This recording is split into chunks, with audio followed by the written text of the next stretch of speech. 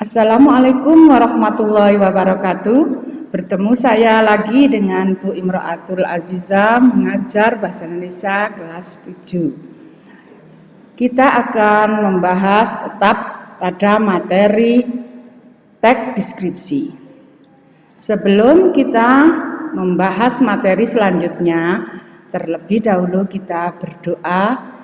Semoga ilmunya bermanfaat dan kalian tetap sehat dan tetap dalam lindungan Allah Subhanahu wa taala. A'udzubillahi minasyaitonirrajim. Bismillahirrahmanirrahim. Alhamdulillahirabbil alamin arrahmanirrahim maliki yaumiddin iyyaka na'budu wa iyyaka nasta'in ihdinas siratal mustaqim siratal ladzina an'amta 'alaihim ghairil maghdubi 'alaihim waladdallin. Amin. Alhamdulillah kita sudah selesai berdoa. Setelah itu kita akan membahas materi selanjutnya tentang teks deskripsi. Belajar mendeskripsikan. Sebelum kita melanjutkan materi, tujuan pembelajaran hari ini apa? Nah, ini satu, tujuannya adalah menjelaskan ciri, isi, dan tujuan teks deskripsi. Dua, menentukan isi teks deskripsi. Tiga, menelaah struktur dan bahasa teks deskripsi. Empat, menyajikan teks deskripsi secara lesan dan tertulis. Itu adalah tujuan pembelajaran kita hari ini. Sekarang kita mulai dari apa teks deskripsi itu. Kemarin sudah saya jelaskan dan sudah saya kasih materinya kepada kalian. Apa teks deskripsi itu? Teks deskripsi berasal dari bahasa Inggris description, yang berarti melukiskan peristiwa atau objek yang berisi gambaran mengenai suatu keadaan sehingga pembaca seolah-olah melihat, mendengar, atau merasakan keadaan tersebut secara jelas dan terperinci. Itu adalah definisi dari teks deskripsi. Kemudian, apa ciri-ciri teks deskripsi? Satu, menggambarkan atau melukiskan sesuatu. Dua, melibatkan kesan indera sehingga gambaran objek menjadi jelas.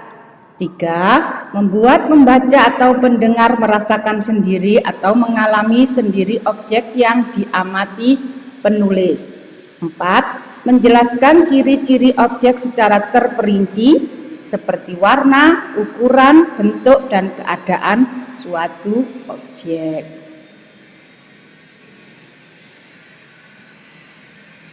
Kemudian kita ke latihan soal yang kemarin kita akan bahas di sini. Perhatikan pertanyaan berikut. Satu, mengandung bukti dan kebenaran. Dua, menggunakan contoh, fakta, gambar, peta, dan angka. Tiga, menggambarkan objek sejelas-jelasnya dengan melibatkan kesan indera. Empat, menjelaskan proses membuat suatu makanan atau kerajinan tangan. Pernyataan yang merupakan ciri teks deskripsi tersebut pada nomor berapa kira-kira? Satu, atau dua, atau tiga, atau empat. Yang betul adalah nomor 3, karena menggambarkan objek sejelas-jelasnya dengan melibatkan kesan indera. Sekarang nomor 2, pahami teks berikut. Setiap orang pasti mempunyai tokoh kebanggaan, begitu juga diriku. Aku juga punya tokoh kebanggaan dalam hidupku. Tokoh itu adalah ayahku. Ayahku mungkin bukan pria terkenal di dunia, melainkan dia sangat terkenal di dalam hatiku. Itu paragraf 1. Sekarang paragraf kedua. Ayahku berwajah bulat, rambutnya pun sudah menipis seiring dengan usianya yang hampir setengah abad. kumisnya yang membentang di atas bibirnya. Setiap orang yang baru pertama mengenalnya pasti akan merasa takut dan segan kepadanya. Paragraf tersebut termasuk mendeskripsikan siapa? A. Orang, B. mendeskripsikan waktu, dan C. mendeskripsikan tempat, D. mendeskripsikan objek. Karena ini menceritakan tentang ayah, figur ayah berambut sudah menipis dan berkumis, lah itu namanya mendeskripsikan orang. Sekarang nomor 3. Perhatikan paragraf kedua. Paragraf kedua yang tadi ya, masih tetap bacaannya yang sama.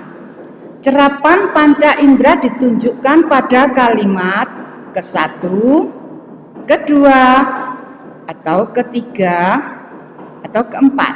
Yang tepat adalah ketiga, karena tadi menyebutkan kumis ayahku yang membentang, melintang. Lah itu ya. Kemudian sekarang nomor 4. Perhatikan teks berikut untuk nomor 4 dan 5. Nomor 4. Orang Melayu tidak bisa dilepaskan dari balai adat. Di tempat inilah masyarakat Melayu mengadakan kegiatan-kegiatan adat yang resmi. 3. Balai adat biasanya digunakan pada saat upacara-upacara adat. 4. Masyarakat Melayu akan berbondong-bondong datang ke balai adat saat upacara adat. Nah, ini disadur dari Grianto Pesan Wisata Riau, Klaten, Intan Pariwara 2010. Kemudian pertanyaannya, objek yang dideskripsikan dalam teks tersebut adalah orang Melayu, B. balai adat, C. upacara adat, dan D. tradisi Melayu. Yang tepat adalah balai adat. Sekarang kita lanjut ke nomor 5. Penggunaan kata sifat sebagai salah satu ciri teks deskripsi ditunjukkan oleh nomor 1, 2, atau 3, atau 4. Karena penggunaan kata sifat adalah B atau nomor 2.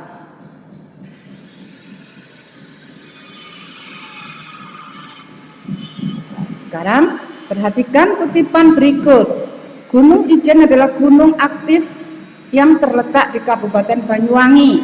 Di kawasan Gunung Ijen terdapat Kawah Ijen.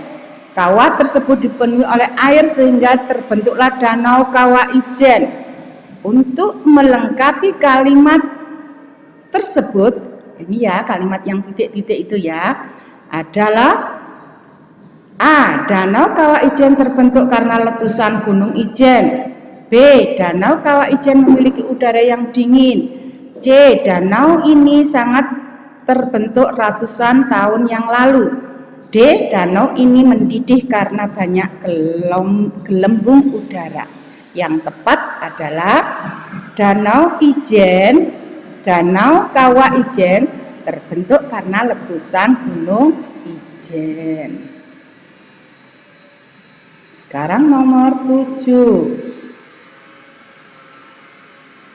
Perhatikan kalimat berikut. 1. Benteng Keraton Buton terletak di atas bukit kota Bau-Bau. 2. Bangunan ini merupakan peninggalan Kesultanan Waluyo.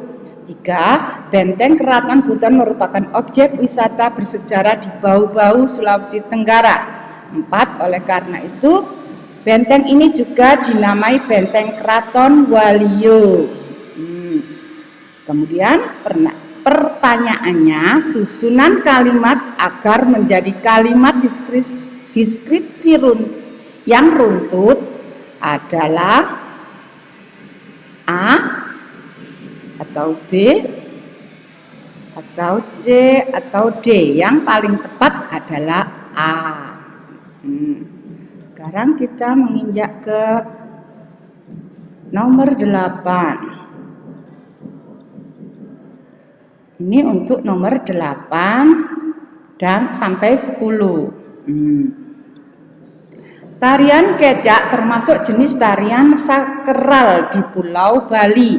Dalam pertunjukannya, tarian diawali dengan pembakaran dupa, kemudian rombongan pengiring memasuki panggung. Mereka memasuki panggung sambil mengumandangkan kata cak berulang kali. Para penari duduk membentuk sebuah barisan melingkar. Ini paragraf kedua. Keunikan dari pertunjukan dari kecak yaitu perpaduan drama, tari, dan suara yang tidak menggunakan alat musik apapun. Pertunjukan tari kecak hanya menggunakan suara dari mulut para penari. Teriakan kata cak yang didendangkan secara terus-menerus. Ada 2 paragraf tadi. Sekarang pertanyaannya, perbaikan kata tidak baku pada paragraf pertama yang tepat adalah A. Sakral menjadi sakral, B. Dupo, dupa menjadi dupo, C. Berulang kali menjadi berulang-ulang, D. Mengumandangkan menjadi mengkumandangkan. Jadi yang tepat adalah sakral menjadi sakral. Sekarang kita melanjutkan ke nomor 9.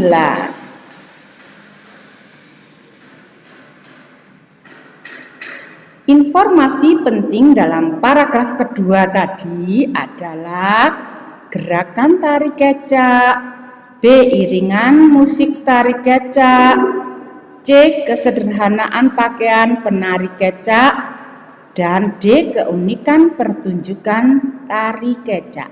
Yang tepat adalah informasi yang penting adalah keunikan pertunjukan tari kecak.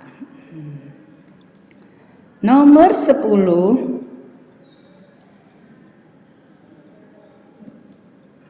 Ide pokok paragraf kedua paragraf tersebut adalah kita mengacunya ke paragraf yang kedua saja, adalah A. Keunikan dari tari kecak, B. Perpaduan drama, tari, dan suara, C. Teriakan kata cak, dan D.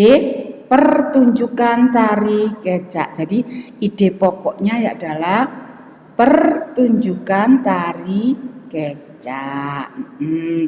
Sudah anak-anak, itu tadi materi yang kita bahas hari ini. Semoga bermanfaat. Kalian biar di rumah tetap belajar dengan semangat. Semoga ilmunya bermanfaat, nilainya bagus-bagus. Alhamdulillah hari ini pembelajaran sudah selesai. Saya akhiri dulu. Wabillahi taufik wal hidayah. Wassalamualaikum warahmatullahi wabarakatuh. Tetap semangat.